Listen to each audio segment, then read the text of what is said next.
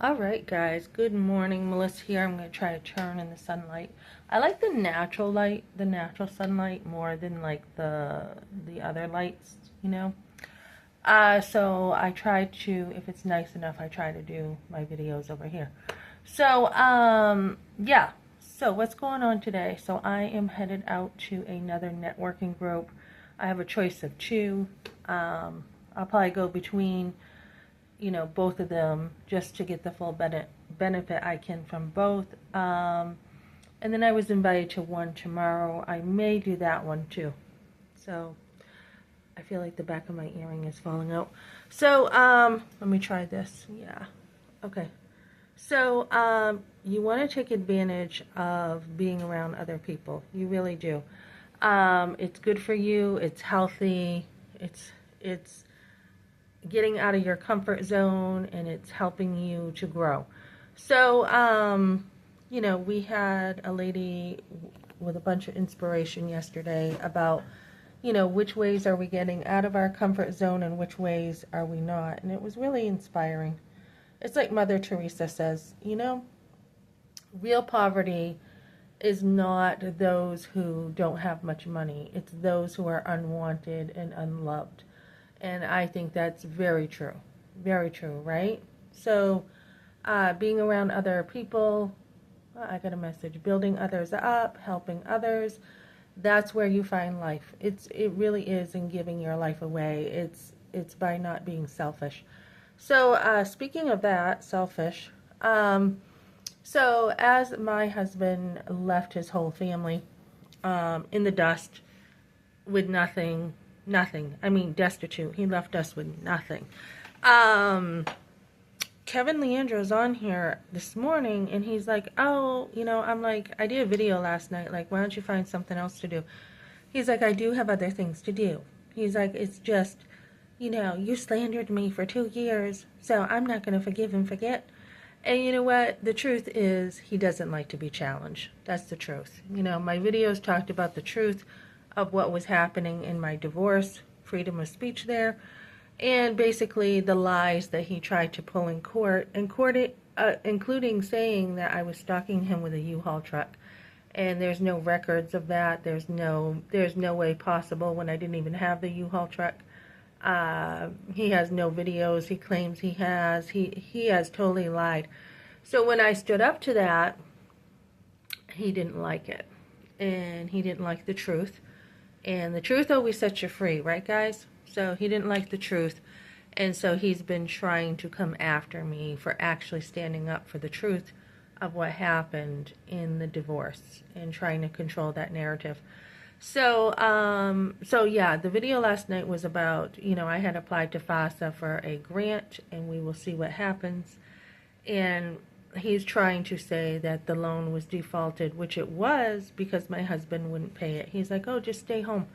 And, I'm like, look, I need to work. And I actually did work at first at a small town market after I had my firstborn son, and my husband was watching our firstborn, and he started falling asleep. And he's like, yeah, I can't do this. So I'm like, okay, then I will be the one to be home. And then, it just, yeah, I had no problem being home with my kids. I loved being home with them and being out with them and showing them off and doing all kinds of stuff. But I also was already trained to work hard, so that was very difficult for me, ladies, at the same time of staying home and feeling like, what am I supposed to do, right? Because you have a mentality of like, oh, someone who stays home does nothing. And that is so opposite. I mean, I found myself, as I had another one and another one, even busier. And even thinking of working was out of the question by the third one. So, so my husband had a thread of not wanting to pay bills. He didn't want to pay my loan. He didn't want to pay for the electric. He didn't want to take care of the bank mortgage, and later on he didn't want to deal with the home. He didn't want to talk to Mike. He didn't want to talk to Dana Rude from Concord Terrace. He didn't want to deal with anything. So this was not, as I put in my video, like, oh, let's just be old-fashioned and keep her, barefoot and pregnant. No, this was like, yeah, I couldn't see it, because he would justify like, oh, you can pay your loan off later, or we'll just figure it out later. We don't have much money now. But having me go and get the resources, and I did get the resources from a lot of places, which I didn't mind, but he actually was the one responsible for providing, and he kind of used his wife to be the one to be like to figure it out, as he handed over a check of pretty much nothing. So you kind of wonder how he liked it. You really do. You gotta kind of wonder how he liked it, being in a truck and handing me over a check. Well, he did have money. He had money for food and stuff. But you gotta wonder how he possibly liked having a very little income and trying to survive, because that's exactly what he did to me, except I had kids under my foot, and he did not care enough. He just didn't care enough. He didn't care how much money was coming in. He was just like, just do the best you can with what we got. And when I would say, look, we don't have money for the electric, we don't have money for this, we don't have money, for that, he didn't care. So he didn't care about how much was coming in. And I did do very well on nothing. I mean, I really did. I went to the city, I got help with, food vouchers, the electric, laundry. I mean, I got help with everything. And, I lived very well even on nothing, because ladies, many times it's not how much money you have. It's, and people will say, oh, it's not how much you make, it's how much you spend.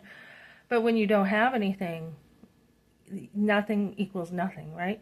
So it's not how much you, it's not whether you have nothing or not. And this is why I'm so passionate about pro-life, because many people will use the excuse of, I don't have money. And it's not that there's a problem without having anything. It's your time that is so much more valuable. So there are a ton of resources out there to help you, do what you need to do. Obviously, if you're a single mom, you have to work, right? But there are, a lot of resources out there, and really it's your time always that's more valuable, is what I'm trying to say. So, yeah, I mean, I homeschooled, and I don't know if I mentioned this, but I homeschooled with one disconnect after another, because I believed in homeschooling. I believed in it. So I took the bullet, so to say, and I homeschooled with a water disconnect on the door every single month. I got a phone call coming in about a resource guide, so I need to take that. But you can do it if you want to.